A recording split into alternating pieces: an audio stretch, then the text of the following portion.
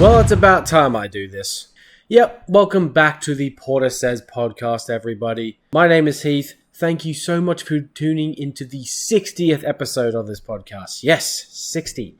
Look, despite talking about these films countless times in many of the episodes of this podcast, I figured it made sense only to do a video dedicated to this series. And since it's going to be 25 years since the very first Harry Potter movie released, Harry Potter and the Philosopher's Stone, or Sorcerer's Stone, depending where you are from, it's about time I do a ranking of these movies. And without further ado, let's get into the ranking. At number 8, I have Harry Potter and the Order of the Phoenix. This is a movie that, over time, has just gotten worse and worse. Now, to me, there is no bad film in this series. There's just ones that are better than others. And Order of the Phoenix, to me, it kind of doesn't feel like anything really happens until like the last hour or so, like the third act. My God, do I love that third act sequence.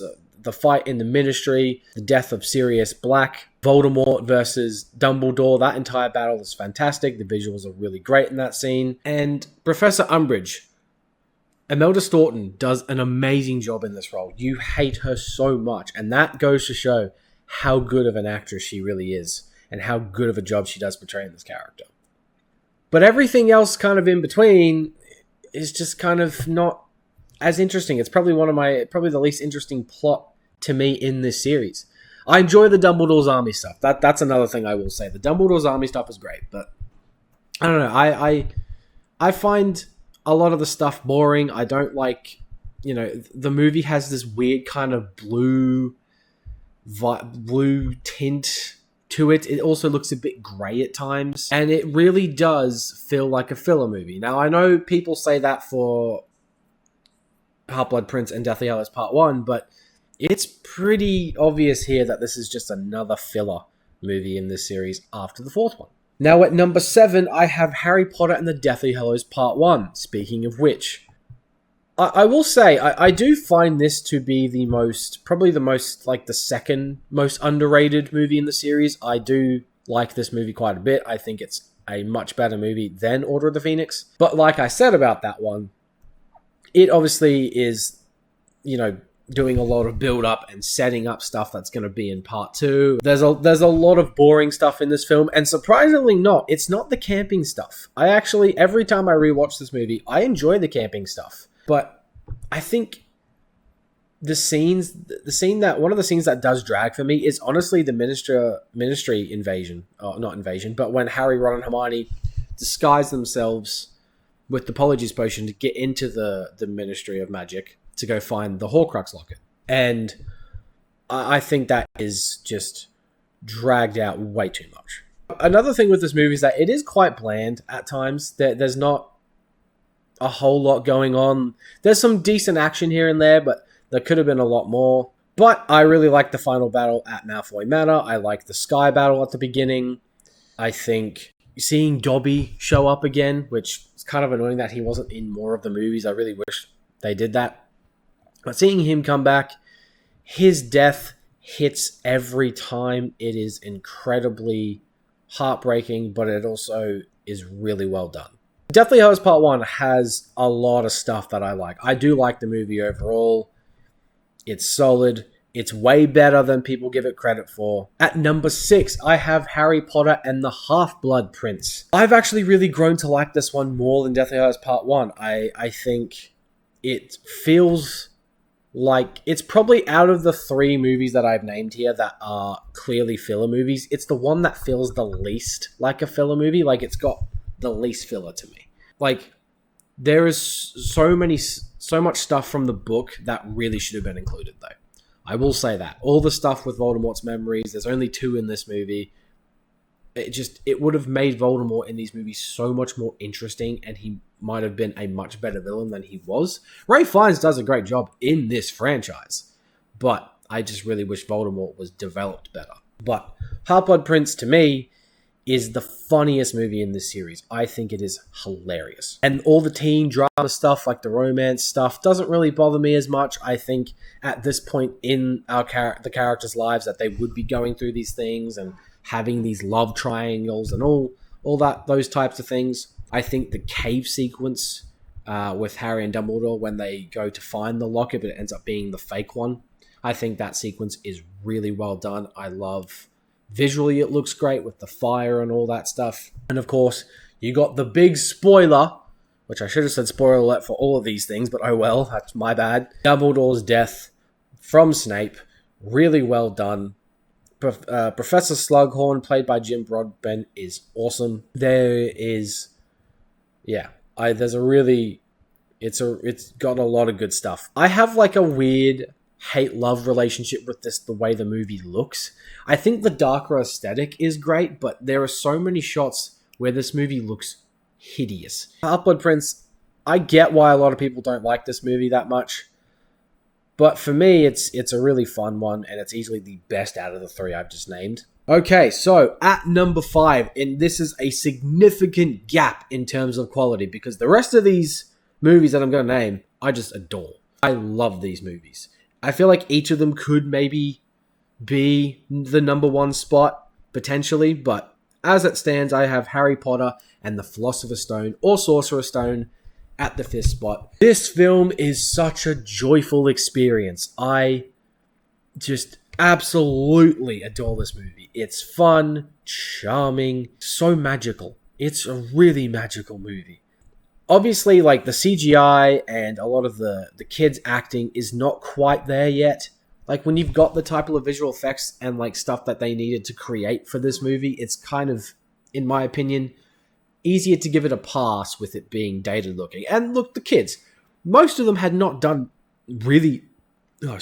most of them had not done a whole lot of acting before this first movie. So I can give them a pass on this one.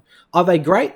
No, not by a long shot. There's a lot of kind of poor line delivery, but again, I can give it a pass because the first like 30 to 40 minutes, all this, introduction to this world is fantastic. The first look we get of the Hogwarts castle is brilliant. I love the final act when they go down to find the Sorcerer's Stone. I love the chess sequence.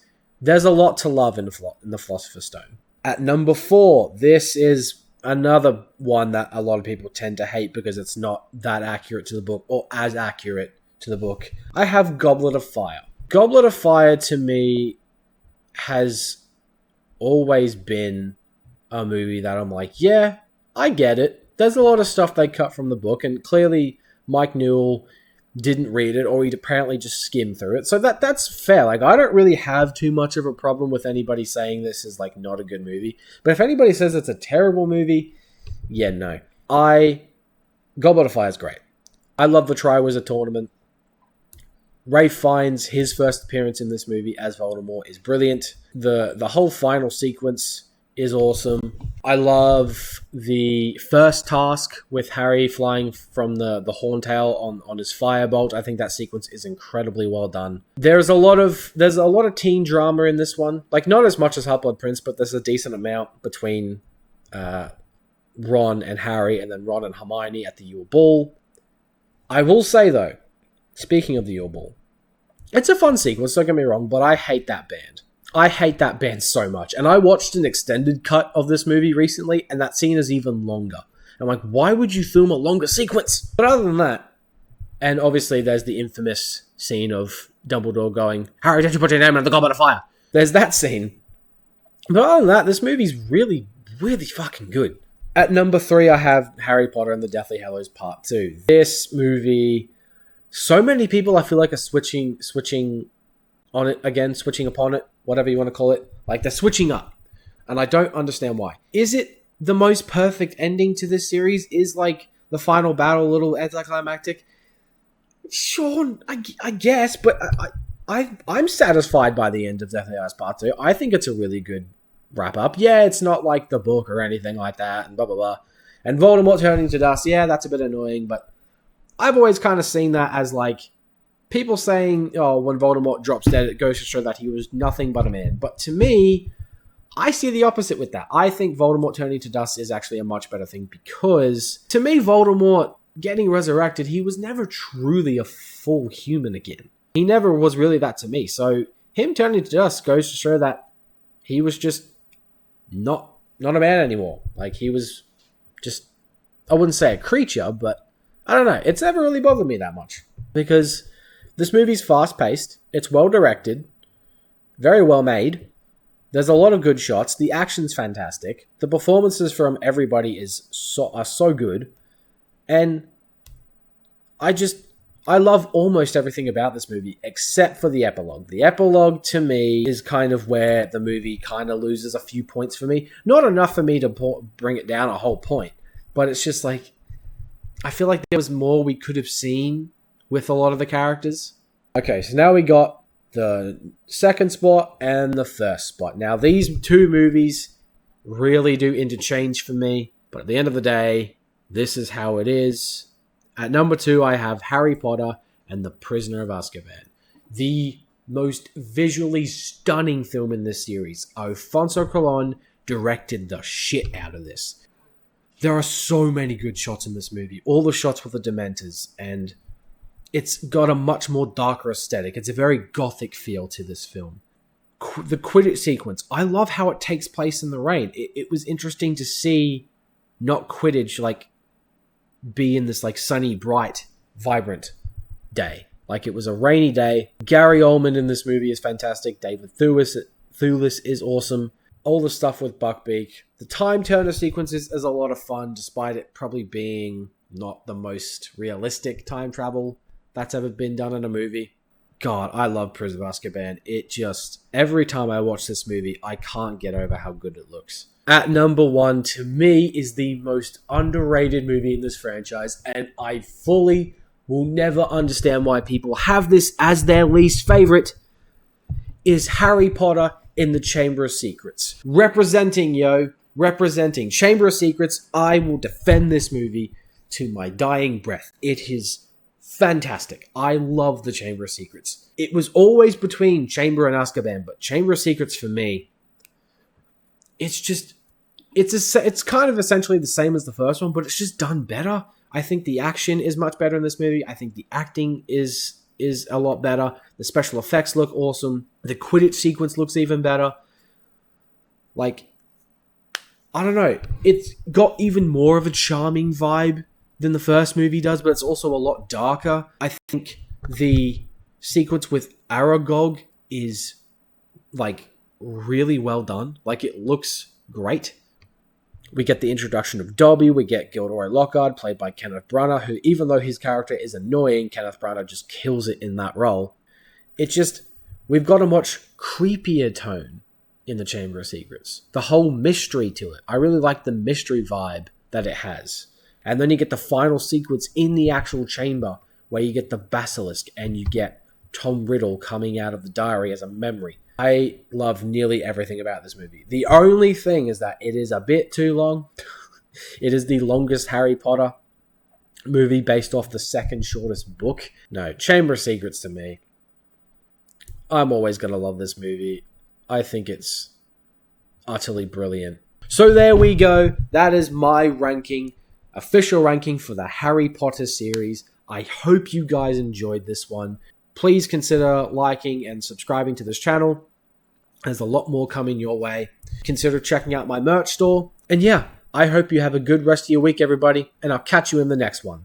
Bye-bye.